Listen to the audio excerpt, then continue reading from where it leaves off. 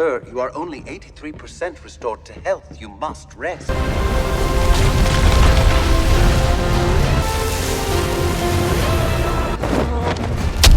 P14!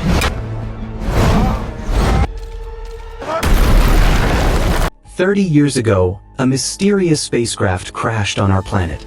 Inside was a small child, a child who would grow up to become, just 3 years ago, the most powerful metahuman in the world. Superman. 3 weeks ago, Superman stopped a nation called Borovaya from launching an attack on another country named Jarhanpur. That act became an international controversy. And just 3 hours ago, a metahuman called the Hammer of Borovaya attacked Superman. Only 3 minutes ago, Superman lost the first battle of his life. He was hurled into the middle of a frozen wasteland, his body battered and broken. In pain, he let out a sharp whistle, a sound that summoned his loyal dog, Krypto. Krypto bounded toward him, playing aggressively as if nothing was wrong. Superman told him quietly, "Take me home." And gripping his master's cape, Krypto dragged him all the way back to their base. The legendary Fortress of Solitude. This fortress would only open when it recognized Superman's DNA. Inside, his AI-powered robots lifted him carefully and began treatment. To calm him, they played an old video of his parents. You see, Superman was born on the planet Krypton. When Krypton faced destruction, his parents placed him in a spacecraft and sent him here, to Earth. In the video, they told him, "You will be happy on this planet." But it was only half the message. The other half had been damaged during the journey. The robots bathed him in concentrated sunlight, the very source of his strength. Soon, he was 83% healed, enough to return to battle. Superman went straight back to face the Hammer of Borovaya. The Hammer wanted revenge, angry that Superman had stopped his country's invasion. And here we learn the truth. This metahuman was under the control of a wealthy and dangerous man, Lex Luthor. Luthor was the one orchestrating every move. He knew Superman's fighting style and countered every attack, once again slamming him to the ground. The scene shifts to the area near the Fortress of Solitude. A female engineer working for Luthor had arrived there, but the fortress sank back into the ice before she could approach. The story then cuts to Metropolis. A man named Malik Ali found Superman lying helpless. His condition was critical. Elsewhere, Luthor and his team celebrated. The Hammer of Borovaya stepped through interdimensional tunnels and arrived at Luthor's office. And there, the truth came out. The Hammer was actually a metahuman known as Ultraman. Meanwhile, Superman, Clark Kent, was at his day job at the Daily Planet newspaper. His adoptive parents called to congratulate him. His article had made the front page. Lois Lane, a fellow journalist, teased him. "Why does Superman always give interviews only to you?" Meanwhile, the dictator of Borovaya was giving his own interviews, saying that his country had good relations with the United States, and that what Superman had done was wrong. The scene shifts to Lex Luthor meeting with the US government. He showcased his prepared metahumans, Ultraman and the Engineer, claiming that if necessary, he could kill Superman. Luthor painted him as a dangerous alien meddling in political affairs, hinting at sinister plans. He even claimed Superman had a secret hidden headquarters, and should be brought in for questioning. But government officials refused. There was no proof. We move to Lois Lane's apartment. Here we discover that Lois and Clark are in a relationship, and she already knows his secret identity. She just likes to tease him at the office. "You can't keep interviewing yourself," she laughed. "Then why don't you interview me?" Clark suggested. "Fine," she said. "Let's do it now." She asked about him stopping the war. Clark explained, "I just prevented Borovaya from attacking another country.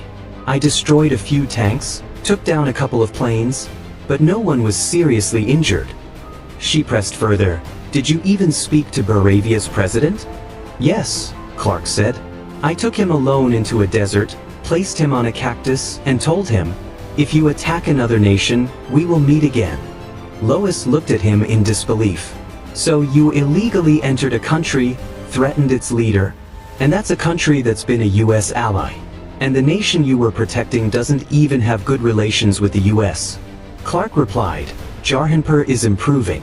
And even if a country isn't perfect, that doesn't give anyone the right to invade it. Their discussion turned into a heated political debate.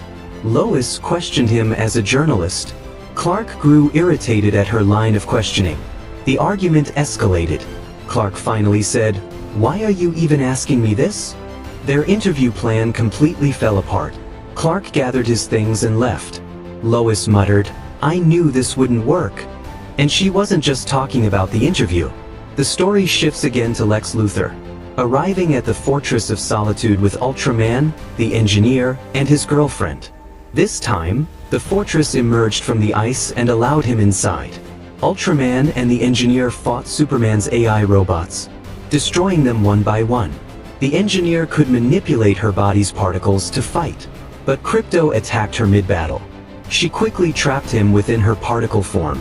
Luthor searched for evidence against Superman. He despised the idea of an alien living above humanity. With the engineer's help, he recovered the damaged part of Superman's parental message. Meanwhile, to keep Superman occupied, Luthor released a kaiju monster. Within hours, it had grown massive. Superman rushed to save everyone from the beast, starting with a little puppy in harm's way. He punched the kaiju, then flew behind it to stop it from smashing into buildings. The monster unleashed fire blasts, but Superman soared into the sky, forcing it to aim upward, away from the city. Then new arrivals joined the fight. The Justice Gang, Green Lantern, Hawkgirl, and Mr. Terrific. Superman urged them to get the creature out alive, but together they attacked it. Mr. Terrific used his T-spheres to blast the kaiju's heart, killing it right in the middle of the city. Superman lifted the giant body and placed it in a safe location. He knew the Justice Gang, but he wasn't one of them. Suddenly, breaking news flashed on screens everywhere. Lex Luthor had a message. He announced that they'd recovered a video from Superman's biological parents. The broadcast began. "You will be happy on Earth," they said. But now, the missing half played for the first time. "The people of Earth are simple. You will easily rule over them. Take as many lives as needed, carry forward the Kryptonian legacy, and rule without mercy." The world was shocked. They began to believe Superman wasn't here to protect them, but to conquer them. Luthor had turned everyone against him. Superman was devastated. Green Lantern asked, "Is that message real?" Superman said, "I only ever saw the first part. I never knew there was more." Mr. Terrific checked. "There's been no tampering with the video. It's completely authentic." Hearing this, Superman flew straight toward the Fortress of Solitude.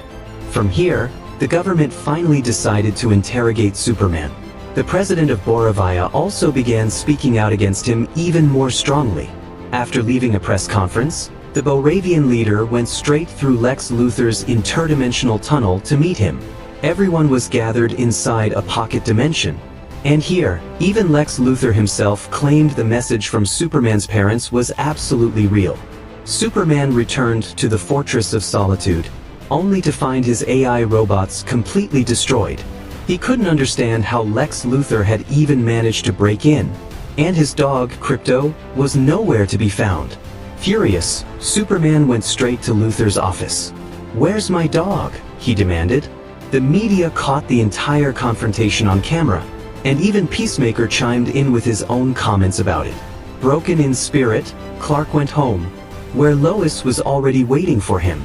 Outside, the Justice Gang was battling an interdimensional creature. Clark told Lois, "I never even saw that entire video. I only saw half of it, and I believed it meant I should help the people of this planet. That's what I've been doing ever since. I have no intention of ruling anyone." Lois believed him. They patched up their earlier fight. Clark admitted, "I'm going to surrender, so they'll take me wherever they've taken my dog." Hearing this, Lois hugged him tightly. Clark whispered, "I love you," and left. Ultraman arrested him, and government officials handed Superman over to Lex Luthor. They transported him through interdimensional portals into a pocket dimension.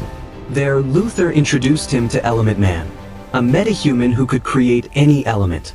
Element Man conjured kryptonite, weakening Superman instantly. Meanwhile, Boravia was preparing to launch its attack on another country. Lois confided to her fellow journalist, Jimmy Olsen. Everyone thinks Luthor sold weapons to Borovia, and that's why he doesn't want Superman to stop this war. But Borovia never even paid him in full. That means Luthor is pushing this war for some other reason. On purpose. Jimmy contacted one of his sources, who revealed that Superman was trapped inside a pocket universe. Jimmy told Lois. The story shifts back to Luthor.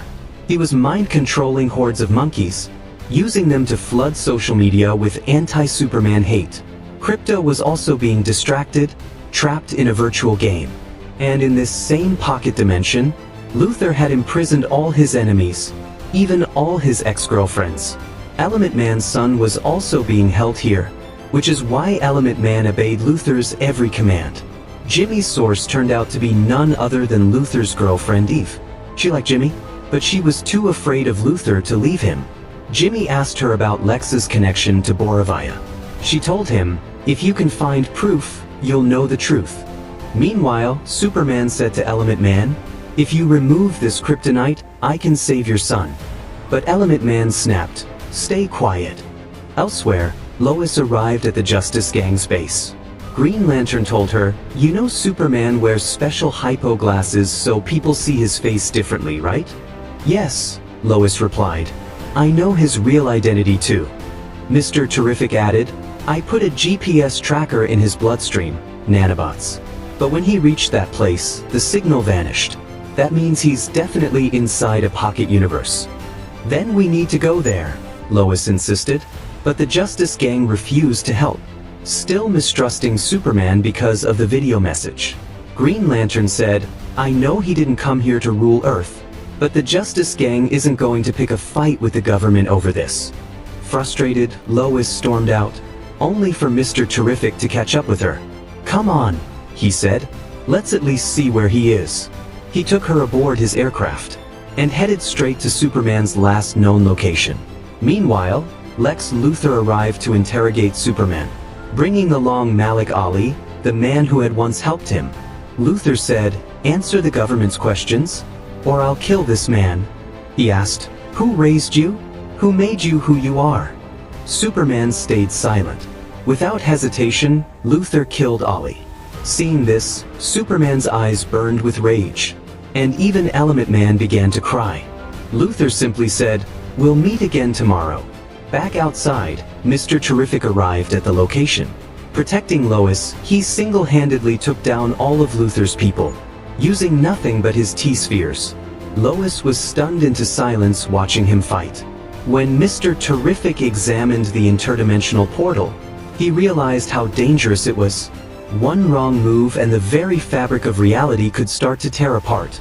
Inside, Element Man was still sobbing. "Will you really save my son?" he asked Superman.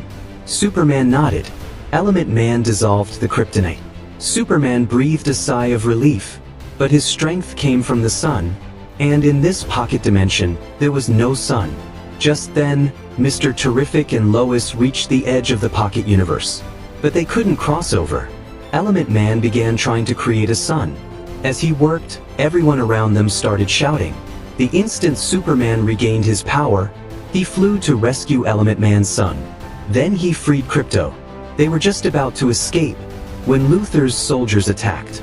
Superman fell into a river, clutching Element Man's son. By now, the portal had been opened too long. It was starting to collapse in on itself. Mr. Terrific searched for Superman with his T-spheres, but Krypto thought they were toys and destroyed them. Superman was being pulled toward a black hole. He called out to Krypto for help. Element Man joined in, and together they pulled against the void. Superman fought the black hole's pull by blasting wind in the opposite direction as he flew, just barely escaping. Mr. Terrific used his T-spheres to guide them all to the exit. Everyone made it out safely, but Superman was badly injured. He would need time to heal. Lois helped him into the aircraft, and they left. Back in the pocket dimension, Lex Luthor was furious at Superman's escape. He took out his anger on Eve. Hurt and fed up, Eve secretly contacted Jimmy. "I have everything we need to destroy Lex Luthor," she said. Jimmy was thrilled, but nearby, Ultraman had overheard everything. He captured Eve, And all Jimmy was left with were a handful of her photographs. Lois had brought Superman here to his home, where his adoptive parents lived. This was the very place where Superman, Clark, had spent his entire childhood. Just then, Lois got a call from Jimmy. He sent her some photos, and in the background of those photos, Lois noticed some important documents.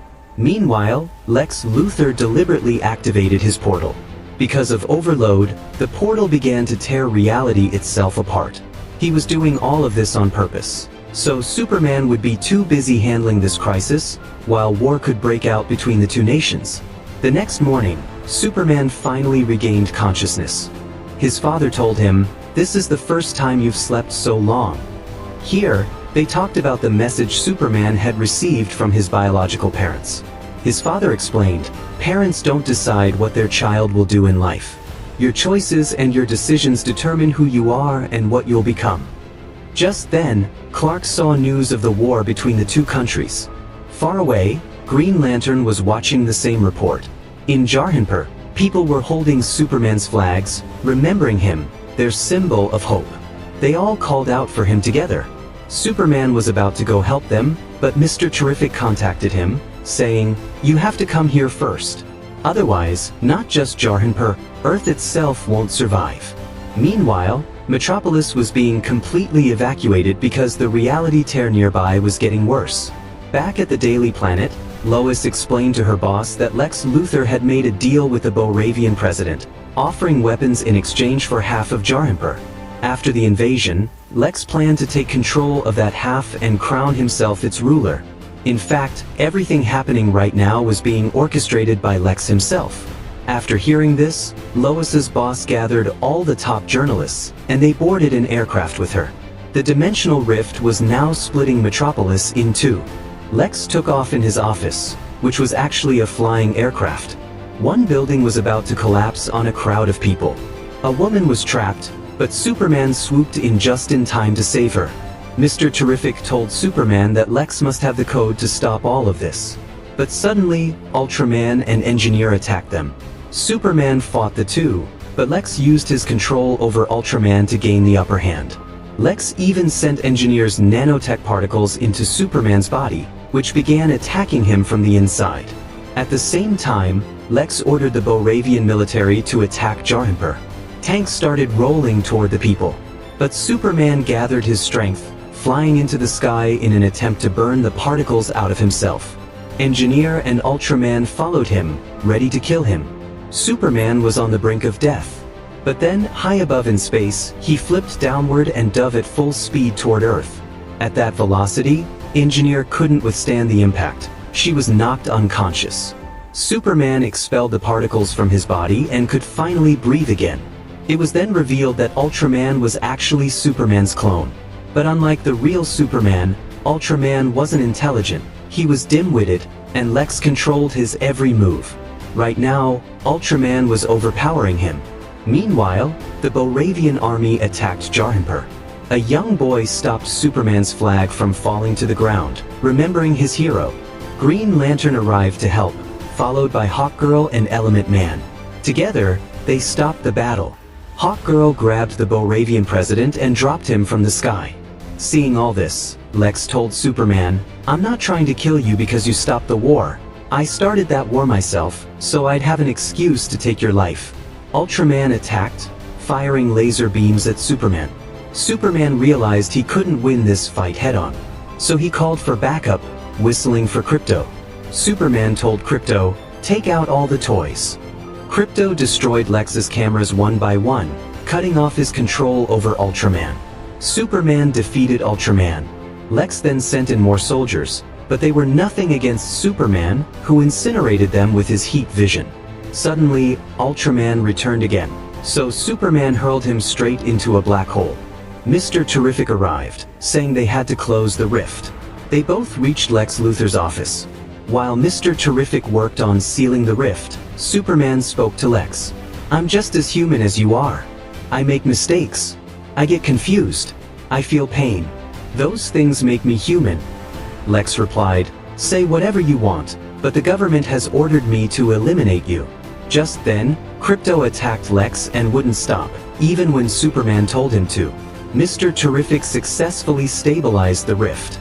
Lex's entire plan was exposed on live TV, and everyone saw that he was the real villain. The Boravian War came to an end. Element Man joined the Justice League. Lex's prison was emptied of its wrongfully held inmates. And Lois and Superman reconciled. The Fortress of Solitude's robots were repaired, and that's when Superman's cousin, Supergirl, appeared. Krypto was actually her pet, and she was the one who had trained him to be so aggressive. And with that, friends, our story ends here.